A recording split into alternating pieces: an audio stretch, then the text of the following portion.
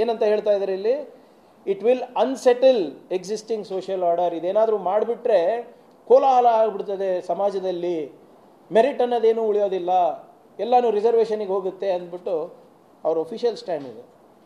ಇಲ್ಲಿ ನಮ್ಮ ರಾಜ್ಯ ನಾಯಕರು ಇನ್ನೊಬ್ಬರು ಸಂಸದರು Tejasvi Surya, caste based divisions have had adverse impact on society. Hindu reformers have unequivocally condemned them. In this age, it is incumbent upon us to unite than further divide ourselves on basis of caste. ಇದೇ ತೇಜಸ್ವಿ ಸೂರ್ಯ ಅವರು ನಿನ್ನೆ tweet ಮಾಡಿದ್ದಾರೆ, I welcome cost census. ಮೊನ್ನೆ ಒಂದು 3 ತಿಂಗಳ ಹಿಂದೆ ಇವ್ರು ಹಾಕ್ತಾರೆ, ನಾವೆಲ್ಲ ಒಗ್ಗಟ್ಟಾಗಿರಬೇಕು, ಜಾತಿಯ ಆಧಾರದ ಮೇಲೆ ನಾವು ಹೋಗಬಾರ್ದು, ಹಿಂದೂ ಧರ್ಮ ಹೊಡಿಬಾರ್ದು ಅಂದ್ಬಿಟ್ಟು. ನಿನ್ನೆ ನೋಡಿದ್ರೆ ಮೋದಿ ಮಾಸ್ಟರ್ ಸ್ಟ್ರೋಕಿಗೆ ನಾನು ಸ್ವಾಗತ ಮಾಡ್ತೀನಿ ಅಂತ ಹೇಳ್ತಾರೆ. ನಮ್ಮ ಕರ್ನಾಟಕ ಬಿಜೆಪಿ, ಕಂಗ್ರ್ಯಾಚುಲೇಷನ್ಸ್. ಯಾರು ಹುಡುಗ? ಮದುವೆ ಅಲ್ಲ, ಬಿಸ್ನೆಸ್ ಸ್ಟಾರ್ಟ್ ಮಾಡ್ತಾ ಇದ್ದೀನಿ. ಹೌದಾ? ಹೇಗೆ? Boss Vala. Boss Vala, B the boss. Officially ಅವ್ರ ಸ್ಟ್ಯಾಂಡ್ ಏನಾಯಿತು ನೀವು ನೋಡಿರ್ಬೋದು. ಮೊನ್ನೆ ಅವರು ಇತ್ತೀಚೆಗೆ ಅವರ ಸೋಷಿಯಲ್ ಹ್ಯಾಂಡಲ್ಸ್ನಲ್ಲಿ ಆರ್ಟಿಫಿಷಿಯಲ್ ಇಂಟೆಲಿಜೆನ್ಸ್ ಯೂಸ್ ಮಾಡ್ತಾ ಇದೆ, ಇದು ಜನರೇಟಿವ್ AI ಯೂಸ್ ಮಾಡ್ತಾ ಇದ್ದಾರೆ. ಸಿದ್ದರಾಮಯ್ಯ ಸಾಹೇಬರಿಗೆ ಟೋಪಿ ಹಾಕಿಸ್ಬಿಟ್ಟು ಒಂದು ಬುಕ್ಕಿಂಗ್ ಇಡಿಸ್ತಾರೆ, ಡಿವೈಡ್ ಹಿಂದೂಸ್ ಅಂದ್ಬಿಟ್ಟು. Caste census is to divide Hindus ಅಂದ್ಬಿಟ್ಟು official statement by state BJP, divide and rule ಅಂತ ಇವ್ರು ಹಾಕಿರೋದು. ನಿನ್ನೆ ಎಲ್ಲ ಮಾಸ್ಟರ್ ಸ್ಟ್ರೋಕ್ ಅಂತ ಓಡಾಡ್ತಾ ಇದ್ದಾರೆ. ಮಾನ್ಯ BJP ರಾಜ್ಯಾಧ್ಯಕ್ಷರ ಸ್ಟೇಟ್ಮೆಂಟ್ ಇದು, ಏಪ್ರಿಲ್ 15, ಈಗ ಒಂದು 15 ದಿವಸದ ಹಿಂದೆ. ಕಾಂಗ್ರೆಸ್ಸು ಒಡೆದಾಳುವ ನೀತಿ ಅನುಸರಿಸುತ್ತಿದೆ ಜಾತಿ ಗಣತಿ ಬಗ್ಗೆ. ಹಿಂದೂ ಧರ್ಮ ಒಡೆಯಲು ಜಾತಿ ಗಣತಿ. ಇಂಡಿಪೆಂಡೆಂಟ್ MLA ಯತ್ನಾಳ್ ಅವರು. ನಮ್ಮ ವಿರೋಧ ಪಕ್ಷದ ನಾಯಕರು ಏಪ್ರಿಲ್ 13, 2025 ಜಾತಿ ಗಣತಿ ವರದಿಯಿಂದ ಜಾತಿಗೆ ಮಧ್ಯ ಒಡಕು. R Ashok, caste census. ಈ ಕಾಸ್ಟ್ ಸೆನ್ಸಸ್ ಯಾವುದು ನಮ್ಮ ಸರ್ವೇನೂ ಒಪ್ಪಬಾರ್ದು, ಕಾಸ್ಟ್ ಸೆನ್ಸಸ್ಸು ಮಾಡಬಾರ್ದು ಅಂದ್ಬಿಟ್ಟು ಅವ್ರ ಹೇಳಿಕೆ ಇದು.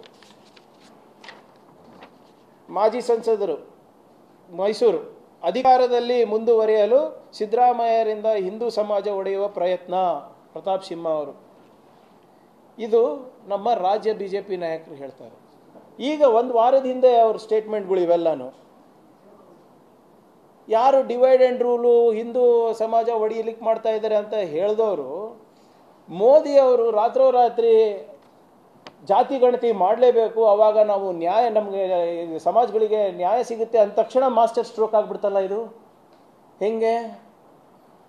ಸಡನ್ನಾಗಿ ನಿನ್ನೆಯಿಂದ ನಾನು TV ನೋಡ್ತಾ ಇದ್ದೀನಿ, ಎಲ್ಲರೂ ಒಬ್ಬರ ಮೇಲೆ ಒಬ್ಬರ ಮೈ ಮೇಲೆ ಬಿದ್ದುಬಿಟ್ಟು ಇದು ಮೋದಿಯವ್ರು ಮಾಡಿರೋದು ಉತ್ತಮವಾಗಿದೆ, ಮೋದಿಯವರಿಂದ ಇವತ್ತು ನ್ಯಾಯ, ಸಾಮಾಜಿಕ ಮತ್ತು ಆರ್ಥಿಕ ನ್ಯಾಯ ಸಿಗುತ್ತೆ, ಇವಾಗ ನೋಡಿ ಹೆಂಗೆ ಟಾರ್ಗೆಟೆಡ್ ಡೆವಲಪ್ಮೆಂಟ್ ಹೆಂಗೆ ಮಾಡ್ತೀವಿ ಅಂದ್ಬಿಟ್ಟು ಇದು ನನ್ನ ಹೇಳಿಕೆ ಅಲ್ಲ, ಅವ್ರ ಹೇಳಿಕೆಗಳೇ. ನನಗೇನು ಅನಿಸ್ತಾ ಇದೆ, ಇದು ಮೋದಿಯವರ ಮಾಸ್ಟರ್ ಸ್ಟ್ರೋಕ್ ಯಾವುದ್ರಲ್ಲಿದೆ ಅಂದರೆ ಜಾತಿ ಗಣತಿ ಮಾಡೋದ್ರಲ್ಲ, ಅಟೆನ್ಷನ್ ಡೆವಿಯೇಟ್ ಮಾಡೋದ್ರಲ್ಲಿ ಮಾಸ್ಟರ್ ಸ್ಟ್ರೋಕು. ಮತ್ತೊಮ್ಮೆ ಮೋದಿಯವರು ನೋಡಿ, ಮೋದಿಯವರು ಇದು ಒಂದು ಕಲೆ ಕಲ್ತು ಬಿಟ್ಟಿದ್ದಾರೆ. ಯಾವಾಗ ಅವರ ಪಾಪ್ಯುಲಾರಿಟಿ ಕುಗ್ತಾ ಇರ್ತದೆ, ಯಾವಾಗ ಸಾಮಾನ್ಯ ಜನರು ಅವ್ರಿಗೆ ಪ್ರಶ್ನೆ ಮಾಡ್ತಾರೆ, ಅವಾಗ ಇಂಥದ್ದು ಯಾವುದಾದ್ರೂ ಅಂತಂದು ಇಟ್ಬಿಡೋದು. ಮೀಡಿಯಾದು ಅಟೆನ್ಷನ್ನು ಡಿವಿಯೇಟ್ ಮಾಡಬೇಕು, ಜನರ ಅಟೆನ್ಷನ್ನು ಡಿವಿಯೇಟ್ ಮಾಡಬೇಕು. ಮೊನ್ನೆ ಪಹಲ್ಗಾಮ್ ಅಟ್ಯಾಕ್ ಆಯ್ತಲ್ಲ, ಅದಾದಮೇಲೆ ಎಲ್ಲರೂ ಕೂಡ ಅವ್ರಿಗೆ ಪ್ರಶ್ನೆ ಮಾಡ್ತಾಯಿದ್ರು, ಹೆಂಗಾಯಿತು, ಏನಾಯಿತು, ಸ್ವತಂತ್ರ ಭಾರತ ಆದಮೇಲೆ ಸರ್ದಾರ್ ಪಟೇಲ್ ಆದಮೇಲೆ ಯಾರಾದರೂ ಅತ್ಯಂತ ಸ್ಟ್ರಿಕ್ಟು ಮತ್ತು ಏನು ನಿಷ್ಠಾವಂತ ಹೋಮ್ ಮಿನಿಸ್ಟರ್ ಯಾರಾದರೂ ಇದ್ದರೆ ಅದು ಅಮಿತ್ ಶಾ ಅವರು ಅಂತ ಹೇಳ್ತಾಯಿದ್ರು. ಅವರ ಒಂದು ನಾಯಕತ್ವದಲ್ಲಿ ಅವರು ಹೋಮ್ ಮಿನಿಸ್ಟರ್ ಇದ್ದಾಗ ಹೆಂಗೆ ಬಂದರು, ರಾಜನಾಥ್ ಸಿಂಗ್ ಅಂತ ಒಂದು ಡಿಫೆನ್ಸ್ ಮಿನಿಸ್ಟರ್ ಇದ್ದಾಗ ಹೆಂಗೆ ಬಂದರು, ಅಜಿತ್ ದೋವಾಲ್ ಅಂತ ಇರುವಂಥ ಒಬ್ಬರು ಜೇಮ್ಸ್ ಬಾಂಡ್ ಇದ್ದಂಗೆ ಎಲ್ಲ ನಿಮ್ಮ ಚಾನಲ್ನಲ್ಲಿ ತಾವು ಅರ್ಧ ಗಂಟೆ ತಾವು ಪ್ರಸಾರ ಮಾಡಿದ್ರಿ. ಅಜಿತ್ ದೋವಾಲ್ ಅಂತ James Bond, national security adviser, ಇಂಥವರೆಲ್ಲರೂ ಈ ಬಲಿಷ್ಠವಾದಂಥ ಸರ್ಕಾರ ಇದ್ದಾಗ, ಬಲಿಷ್ಠವಾದಂಥ ಮಂತ್ರಿಗಳಿದ್ದಾಗ ಪಹಲ್ಗಾಮ್ ಹೆಂಗಾಯಿತು ಅಂತ ಜನರಿಗೆ ಆಶ್ಚರ್ಯ ಆಯಿತು. ಅವ್ರು ಪ್ರಶ್ನೆ ಮಾಡ್ತಾಯಿದ್ರು, ಆಮೇಲೆ ಮೋರ್ ಇಂಪಾರ್ಟೆಂಟ್ಲಿ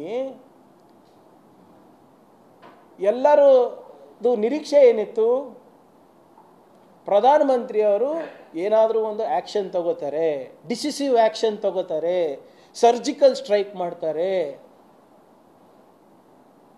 ಆದರೆ ಮಾನ್ಯ ಪ್ರಧಾನಮಂತ್ರಿಗಳು ಮಾಡಿದ್ದೇನು? ಅವರು 8 ದಿನ ಬೇಕಾಗಿತ್ತು ಅವರಿಗೆ ಅವ್ರ ಅಫಿಷಿಯಲ್ಸಿಗೆ ಕರೆದು ಮಾತಾಡೋಕ್ಕೆ.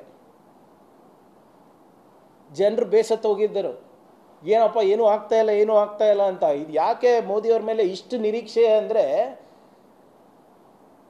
ಅವರು ಏನು ಮಾಡುವಂಥ ಭಾಷಣಗಳು ತಾವೇ ನೋಡಿರ್ಬೋದಲ್ಲ.